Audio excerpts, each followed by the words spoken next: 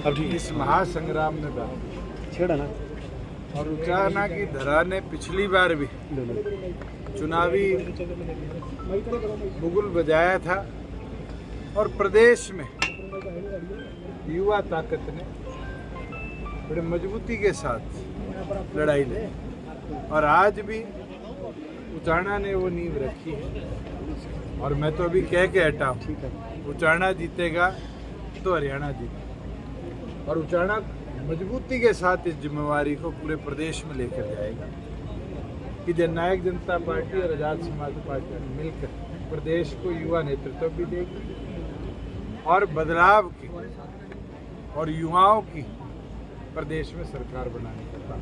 तो मैं ये मानता हूँ जिस प्रकार से मैं बात कहता था मुख्यमंत्री सैनी तो कटी पतंग की तरह है, कल ये तो साबित हो गया कि बीजेपी की सूची के अंदर जो बारी बारी गला फाड़ के कहते थे मैं करनाल लड़ूंगा वो पतंग जाके लाडवा गिरी है और लाडवा की जनता भी उसका वोट की चोट मारकर जवाब भी देगी। और मुझे लगता है आने वाले दिनों में देख लेना, सैनी साहब हरियाणा छोड़ो कुरुक्षेत्र जिला छोड़ो के लिए लाडवा कॉन्स्टिट्यूएंसी में ही दिन रात एक कर रहे हैं। तो प्रदेश के युवा अब की बार क्या चाहेंगे? युवाओं ने आपका बदलाव रखा था, अब की बार युवा आपके साथ नहीं है।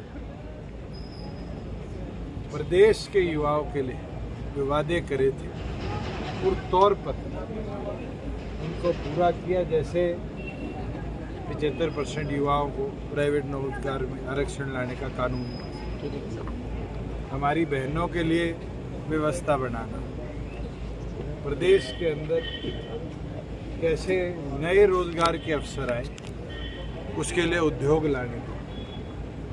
और मैं मानता हूँ आने वाले दिनों में भी वो युवा ताकत है बदलाव की एक गहरी नींव। उचाना में ऐसा क्या काम है जो रह गया, डिप्टी सीएम रहते हुए नहीं करवा पाए और अब देख रहे हैं कि चुनाव में करवाएंगे अगर जीतते हैं तो? मैं तो इतना बोल सकता हूँ हमने बहुत सुधारा है। आप तो यहाँ शायद पहली बार आए, मगर यही उचाना है जो 40 साल एक परिवार के पास था और यहाँ पर ना सड़कें थी ना पीने के पानी की व्यवस्था। आज यहाँ पर 1200 करोड़ का निवेश अलग अलग परियोजनाओं में, चाहे सड़कों का हो, चाहे भाखड़ा का पानी गांव तक पहुँचाने तक हो, गांव के अंदर प्रति एक घर में पीने के पानी की टूटी पहुँचाने का बहुत बदलाव उचाना में आया है। और उचाना की जनता जानती है कि सार्वजनिक तौर पर जो विकास कार्य हुआ छत्तीस बिरादरी का और प्रदेश को आगे ले जाने का केवल मात्र हुआ है तो जननायक जनता पार्टी। जी, किस परिवार की बात आपने की है? जननायक जनता पार्टी। जी, किस परिवार की बात आपने की है?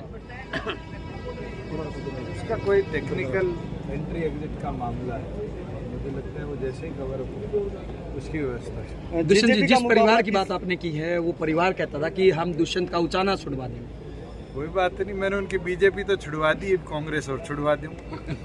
आप कह रहे थे कि लेमिनेशन करवाएंगे। यहाँ से बाहर जाने की हिदायत देते थे, बातें रखते थे, उनकी तो अब तक टिकट भी नहीं हुई और मैं नॉमिनेशन भर गया। और ये वादा करता हूँ जाना की जरा कि पहले से भी ज्यादा ताकत के साथ इस मुकाबला किससे होगा? जेजेपी का प्रदेश में कौन सी पार्टी से रहेगा? तो इस बार त्रिशंकु मुकाबला। जो बीजेपी क्या करती थी कि जेजेपी के इतने विधायक छोड़ गए, ये छोड़ गए, आज 24 घंटे भी नहीं हुए और रुझान आने शुरू हो। और रुझान क्या है? रुझान है कि उस बीजेपी के 3 मंत्री, 2 प्रदेश अध्यक्ष, 11 या 13 विधायक, कई जिला अध्यक्ष, सैकड़ों अलग अलग प्रकोष्ठों के अध्यक्ष, ब्लॉक अध्यक्ष, ये तो मैदान छोड़ के, और ये तो अभी शुरुआत है। वो हमें तोड़ रहे थे, वो ये सोचते थे हमारा संगठन कमजोर है। हमारे तो शायद संगठन के 5 साथी गए होंगे, 7 विधायक ही गए थे, मगर आज पता चल गया कि बीजेपी तो बुलबुला था, उनका तो संगठन भी कमजोर था, विधायक भी कमजोर थे, इसलिए तो सैकड़ों की तादाद में लोग उन्हें छोड़ गए। और ये केवल मात्र इसीलिए हुआ है कि उन्हें विधानसभा के अंदर सदस्य बनाने के लिए संगठन से ज़्यादा उन बुगलों को महत्व दिया जो शायद एक डाल से दूसरी डाल, एक खेत से दूसरे खेत में।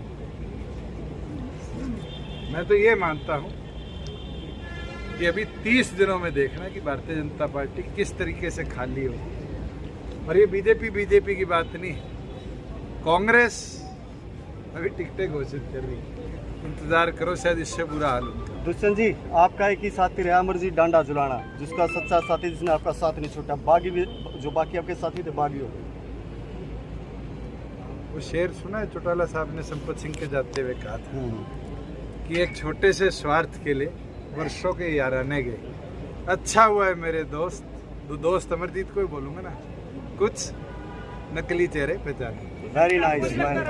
गणेश है और ये हरियाणा की तस्वीर और युवा नेतृत्व की राह चुनेगा।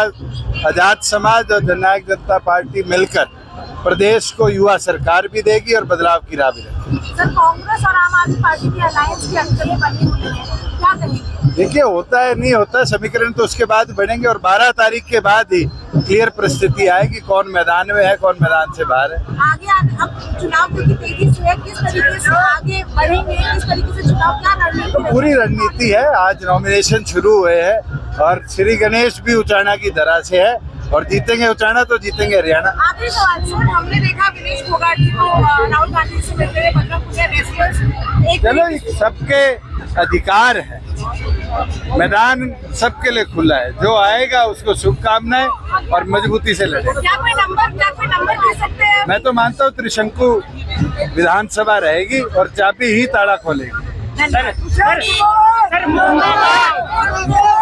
मुख्यमंत्री लाडवा से लड़ रहे हैं सर। तो पतंग लाडवा के गिर गई ये बोलना चाह रहे हैं। मैं तो कह रहा था कटी पतंग है, खुद करनाल कह रहा था गिरा लाडवा।